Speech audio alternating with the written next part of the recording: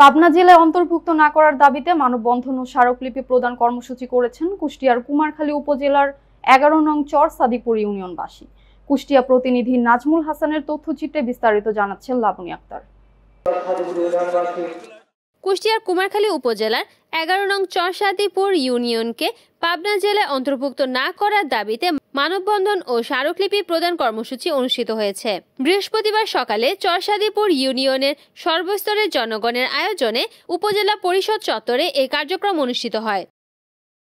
মানববন্ধনে চর সাদিপুর ইউনিয়ন বিএনপির সভাপতি আব্দুল মজিদের সভাপতিত্বে প্রধান অতিথি ছিলেন উপজেলা যুবদলের আহ্বায়ক জাকারিয়া আনসার মিলন। অন্যান্যদের মধ্যে উপজেলা বিএনপির যুগ্ম আহ্বায়ক খন্দকার মোস্তাফিজুর রহমান তুহিন, উপজেলা যুবদলের সাবেক সাংগঠনিক সম্পাদক রাসেল উদ্দিন বাবু সহ অনেক উপস্থিত ছিলেন। মানববন্ধন শেষে উপজেলা নির্বাহী কর্মকর্তা বরাবর একটি স্মারকলিপি প্রদান করা হয়।